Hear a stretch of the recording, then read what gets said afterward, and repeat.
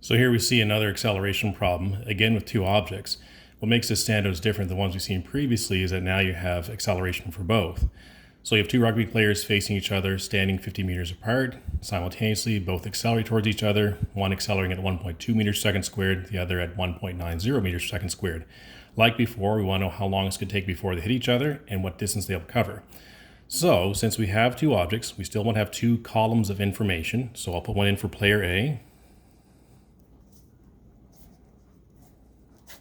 and for player B. Player A and player B both have that initial speed of 0. It says they're standing.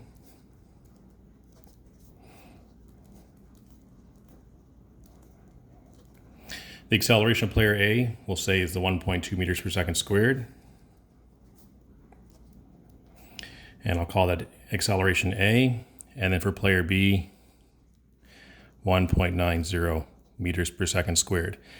And again, we're running into a situation where we don't have any other variables. We need to have 3 if we're going to deal with an acceleration equation. So what are the conditions of this problem? In this situation, their distance traveled isn't going to be equal. I mean, player A has a lesser acceleration than player B before they hit each other. So what we're going to do is do a combining value. The distance that player A travels plus the distance that player B travels is at 50 meters of separation they had at the beginning of the problem. The time frame will still be the same though. So delta T A and delta T B are going to be the same. And we're going to continue along the same way we did before, looking at one of our acceleration equations that involves these 4 variables: initial speed, acceleration, distance, and time. So the distance for object A, or player A, VI delta T plus 1/2 A delta T squared.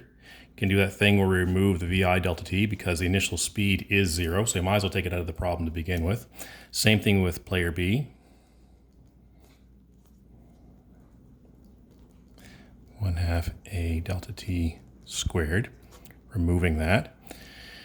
And now we look to our conditions of the problem where the two distances add up to be 50 meters. But instead of saying that delta dA and delta dB, I'm going to see what they're equivalent to. So instead of saying delta dA, it's going to be 1/2 A, the acceleration of A, delta T squared, plus 1/2 A, object B, delta T squared. So there's our two distances written as an equation instead of a variable, still adding up to 50 meters. Now, use a little bit of algebra here. I'm going to remove the values that we are trying to solve for. So I'm going to factor out the delta T squared. Delta T squared onto 1/2 AA plus 1/2 AB equals 50 meters. And I can solve this by saying delta T is the square root of 50 meters divided by everything here that's on the left.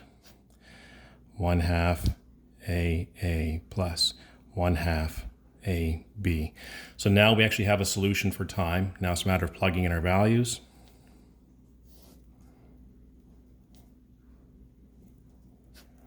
One half times their acceleration, 1.20 meters per second squared, plus 1/2,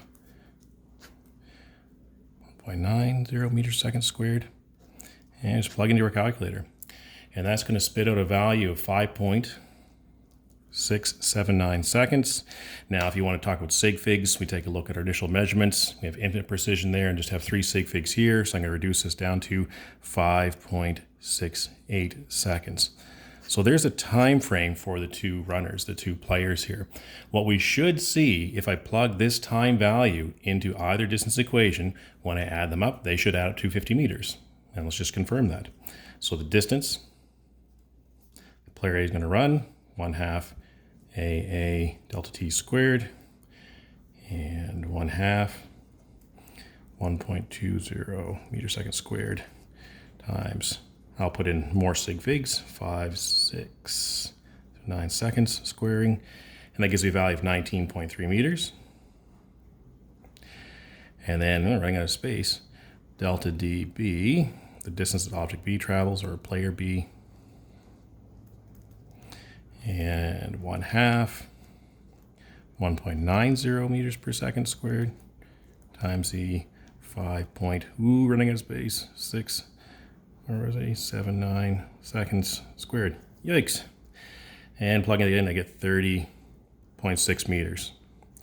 When I add those up, what I get? 49.9 meters. And we're just really running into issues with number of sig figs. If I held more precision for my time value here, it would add to a nice 50 meters. So there's a solution.